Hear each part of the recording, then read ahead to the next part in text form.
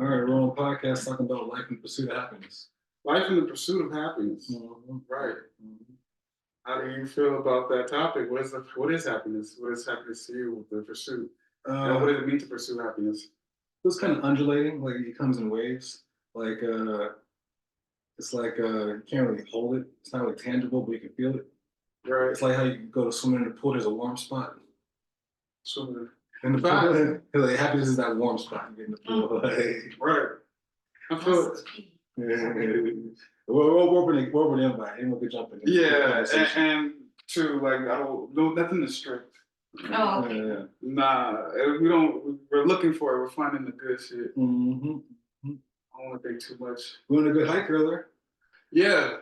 So I feel like that's the pursuit of happiness. Moments like that, moments to be able to like breathe. I've been in my personal life. I've been feeling like I've been searching and trying to strive for, but it feels like it's never enough. You find one opportunity and then the realization of it coming true or it not coming true leads you into this never-ending cycle of like it's just never fulfilled or not being enough. And then I started devaluing myself personally. Lyle and I went on a dinner thing last night. We had some good conversation, and our comrades, they went recently to Ireland. And they were talking about how they drove around Ireland and saw like different parts and how like a big part of the tourist of a country is the commute and the transit. When you go to small towns, it's like they don't have Walmarts and Rite Aids there. Like they have small town values, everything closes at 5 p.m. So when you're out there and you're like traveling an hour each way to go somewhere, that is the vacation, is the commute. Oh, really? Yeah. That is a big part of it's small town. When you want to see a real part of the country, not the Las Vegas part, you want to see the real towns.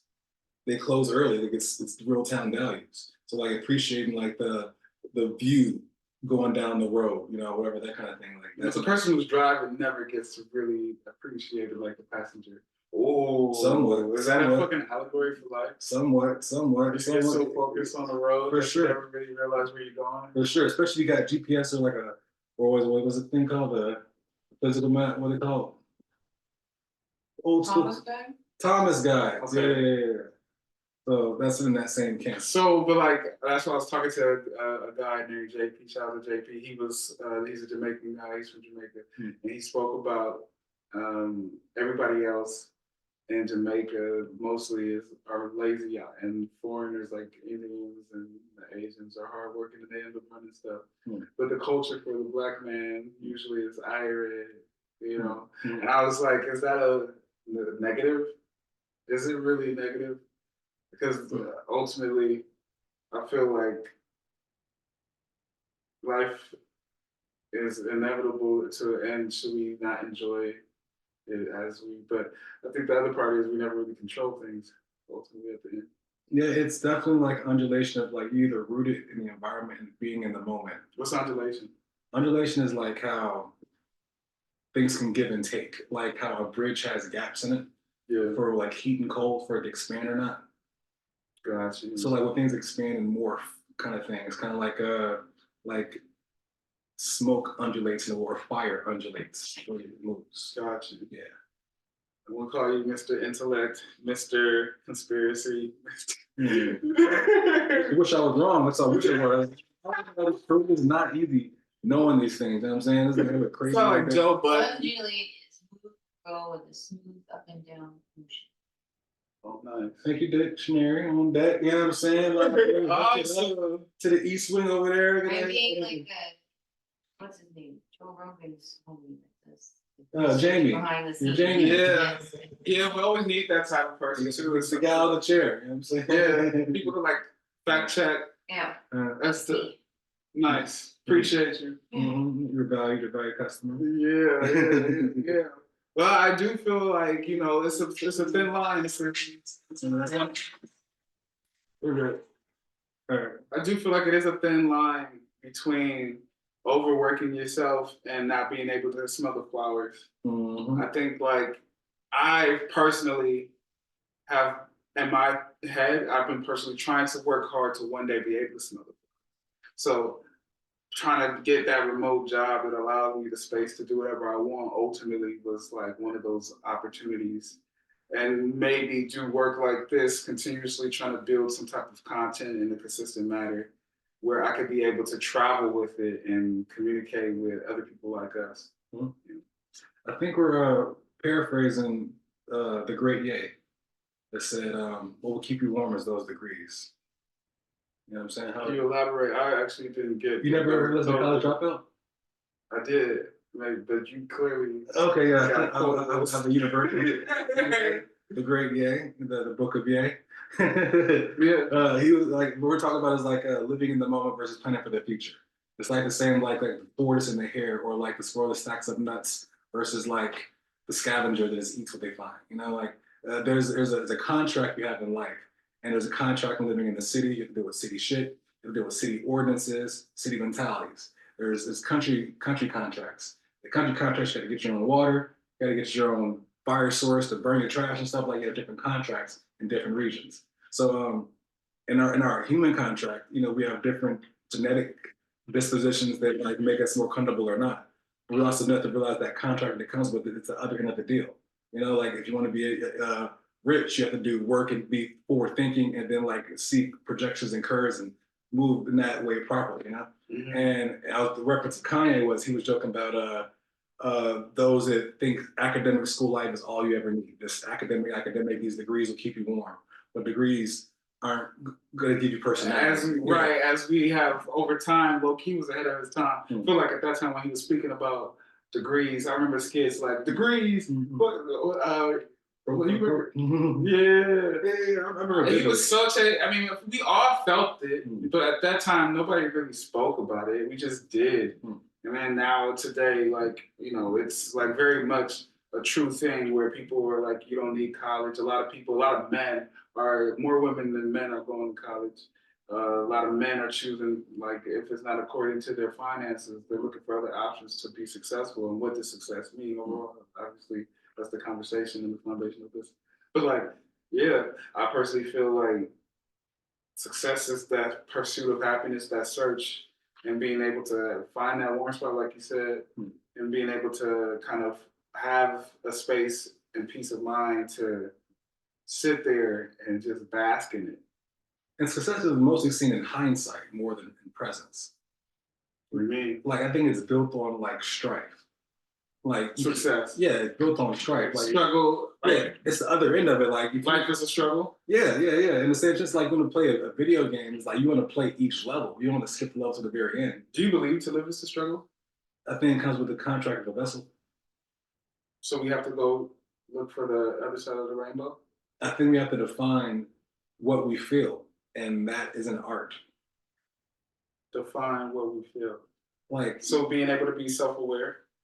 I mean, you never know where you stand until you know what you stand against. You never know where you stand until you know it. Okay, I agree. Yeah, unpack that. Tell me what that means to you. Okay, I like it. I think that you have to know what you're up against in order to find where your path is going. Mm-hmm. Please go ahead. Yeah. Right there. HD. Long hair don't care. I do think that you have to define what you're up against. But sometimes I think we had a conversation in our hike of, you know, we end up finding what the government versus people of color, whites versus, I mean, I don't think it's simply just whites. I think that's where the divide and conquer thing works out.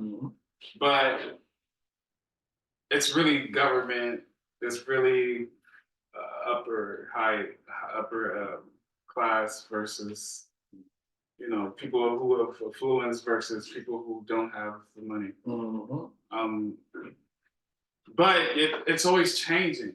And so you keep fighting and know what you're up against, but then lines get blurred as the fight goes on.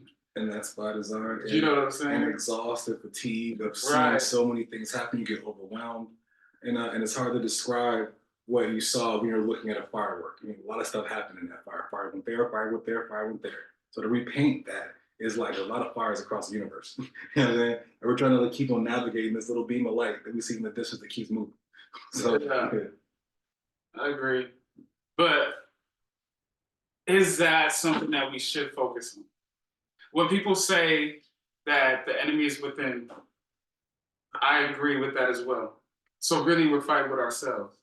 Because when you go outside of yourself, as you end up getting lost in those lines, being blurred, you end up putting yourself against people who you mean, and we could compare ourselves like social media, we end up fighting the competition of trying to defeat or be better than somebody else, and comparison is the worst enemy. When really the enemy is within. And if we can conquer ourselves, I think we conquer it all. And I feel like maybe I don't agree. Maybe I feel like I have to identify the enemy within.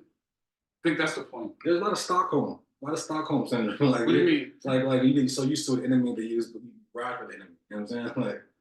Like an enemy in yourself, like certain whoever outside, inside, whoever thing that is like questionable, inside or out. At some point we get accustomed to it, you know, and it's almost like we might make the enemy our leader, and not even realize it. You know, like we're stuck to certain traits or frequencies. Just a thought. Just a thought. The enemy our leader Yeah. Yeah. and not real life. That's why you have to know. Yeah. Like vices. You know what I'm saying? Like for those that are like have to do certain chemicals or whatever, like, you know, we said, oh, this is a crutch, this is medicine, and then all of a sudden it's like this medicine became my poison. Medicine. Because everything's okay in moderation. Just but you know, if you need less,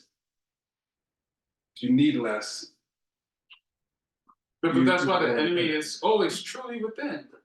Yeah. Because if you can conquer addiction, if you can conquer, I mean, these are enemies in all forms, right? If you can conquer not feeling like you are less than the person next to you because they might have money, they might have this experience, they might have, if you can conquer those things that are not of you, like, and conquer what's inside you, if you conquer what's inside you, you then ultimately have putting yourself on a higher vibration.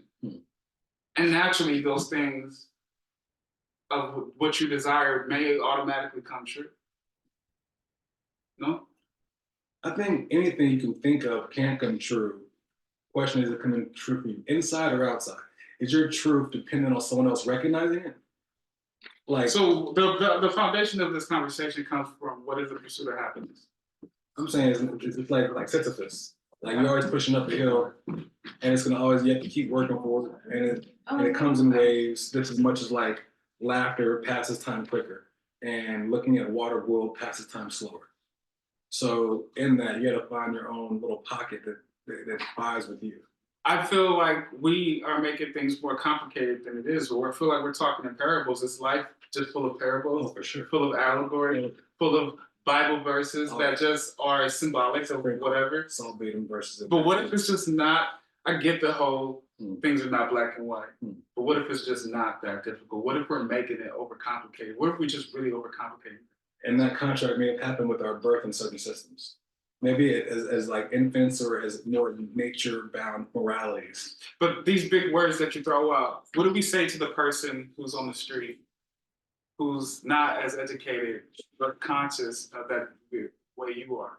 Like, what makes us better or not?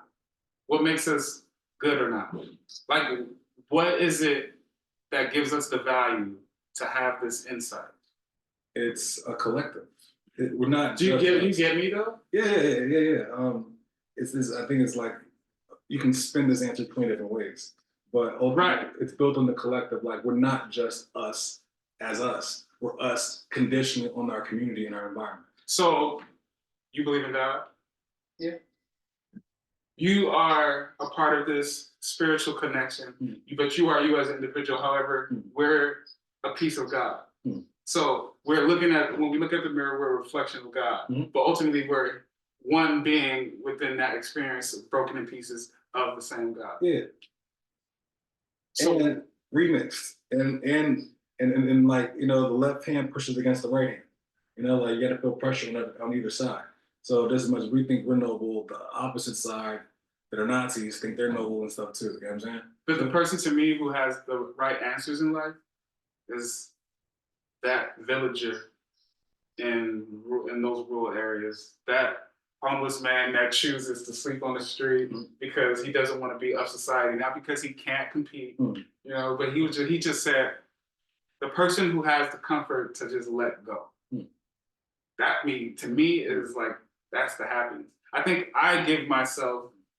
I can only speak for myself. I give myself the most stress, the most struggle, all because I'm pursuing things of the world. And that comes with that contract. If you want to be higher in the sky, you got to get deeper in the dirt.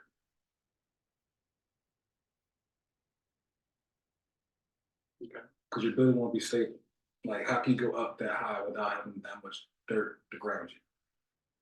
So then, how do you feel? I'm dirty as fuck. I'm trying to get high in the sky now. Like, I'm filthy. I'm filthy. When you say filthy, could you elaborate? What makes you dirty? What makes you? In the name of experiences that are like on the more macabre sense of things. Like, I've seen the darker sides of life, and I've seen beauty in it. The same way as like the light side of life is glamorized. Like, I can see both sides. And my ego says I deserve to be on top of the mountain. My body does not allow it yet.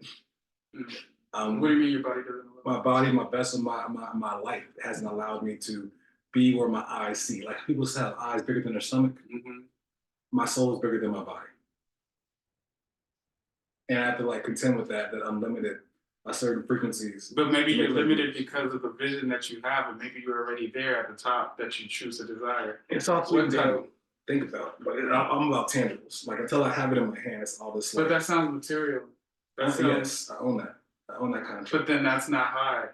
Material is being of this world versus spiritual, two different entities. You seem to be competing with the material when internally you move as you're a spiritual. I feel material is a currency of my spiritual.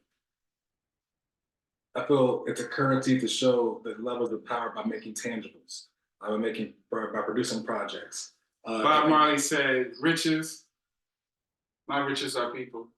Yes, and then my people are verified and quantitatively when I have likes, when I have eyes and viewership, just as much as the preacher appreciates when he has a pulpit that wants to give him money. You know what I'm saying?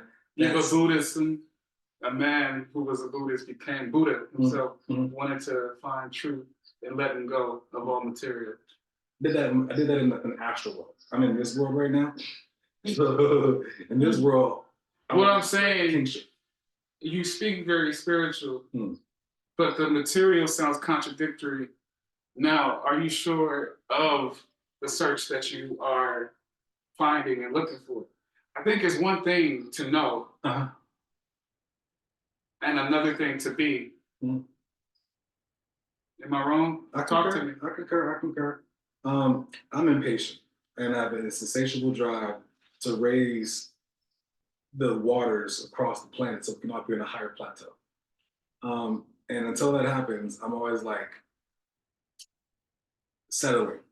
So the saying is, a man that knows all knows nothing at all. The man that knows he knows nothing knows. Is it? I mean, yeah, that's a pair. I don't think it applies to me in this case here. I'm not talking about you specifically. Yeah. I'm not telling you don't know.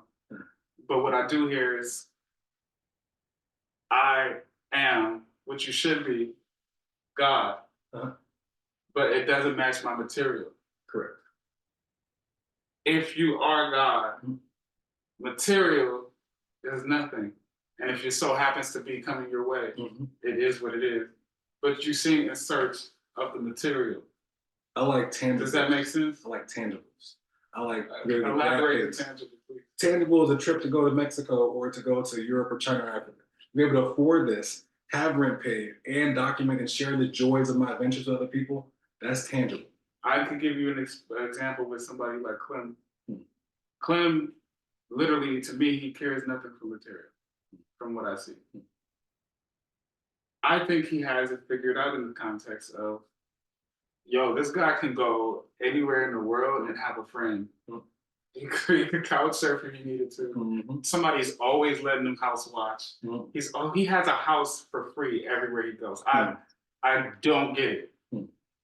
I don't get it. You know what I'm saying? You know what I'm saying? I like the element. I remember that aura. Like I respect that aura. I like that aura. You know, like there's a contract. But and this guy cares nothing but trying to pursue his art.